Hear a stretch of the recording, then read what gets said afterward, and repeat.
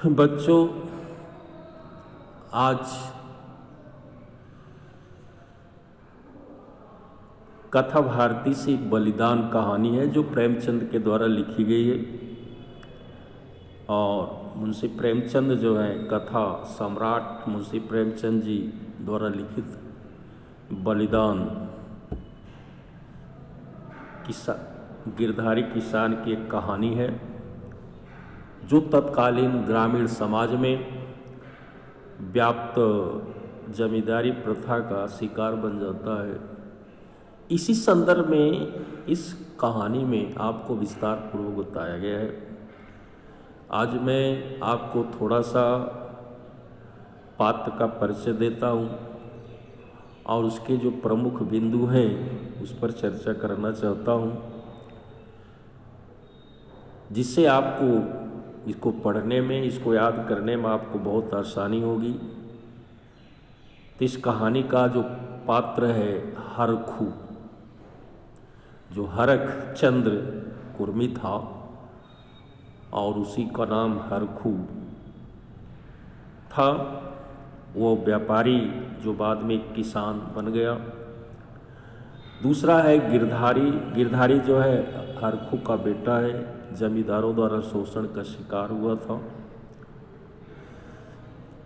और सुभागी जो है यह गिरधारी की पत्नी है। इसका स्वभाव आक्रामक स्वभाव वाली स्त्री है।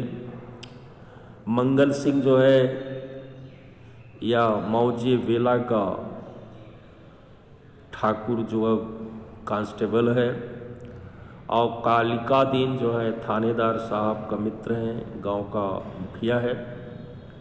ओंकारनाथ जो है गांव का लालची जमींदार जिनके खेत हरखू जोतता था।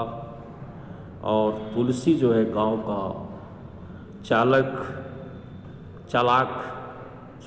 गांव का एक चालाक बनिया जिसने गिरधारी को उधार दिया था।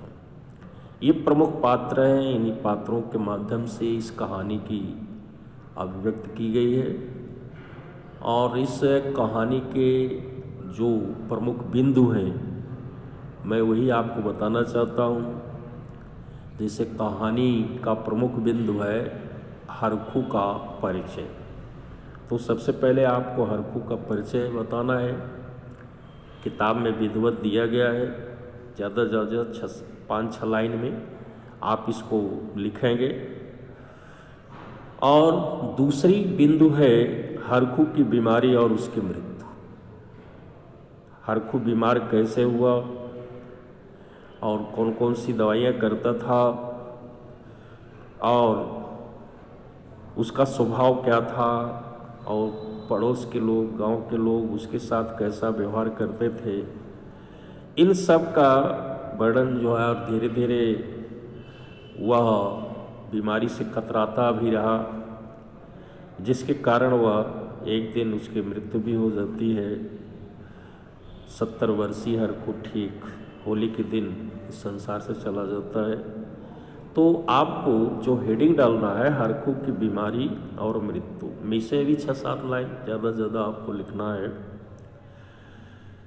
उसके बाद अगली पॉइंट है गिरधारी द्वारा नजराना न देने पर उसके खेतों को छीन जाना। इसके विषय में आपको लिखना है।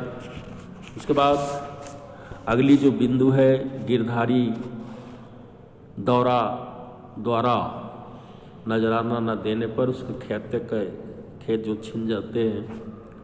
उसके बाद अगली पॉइंट है गिरधारी की पत्नी सुभागी का उग्र स्वभाव। अगला पॉइंट है खेतों के छीन जाने के पश्चात गिरधारी की व्याकुलता। अगला पॉइंट है गिरधारी द्वारा बैलों को बेचा जाना। और अगला पॉइंट है ग्रामवासियों द्वारा गिरधारी को प्रेतात्मा माना। और अंतिम है गिरधारी के बेटे की नौकरी के कारण घर की आर्थिक स्थिति में सुधार। ये बिंदु हैं। इन्हीं बिंदुओं के आधार पर आप अपनी किताब से कॉपी पर उसको बना लें, तैयार कर लें, जिससे कि आपको लिखने में सुविधा होगी। और आपकी जो कहानी की जो प्रमुख मूल बिंदु है इन बिंदुओं के आधार पर लिखते हैं तो कोई भी विषय वस्तु जो है इससे छूटता नहीं। और विस्तार से अब इसमें चूँकि इसके माध्यम से आपको विस्तार से बताया नहीं जा सकता, इसलिए मैं इन्हीं प्रमुख बिंदुओं को आपके सामने रख रहा हूँ और इन्हीं बिंदुओं के आधार पर आप अपनी कॉपी में किताब को पढ़ करके इन्हीं प्रमुख बिंदुओं के आधार पर कहानी को आप तैयार करेंगे।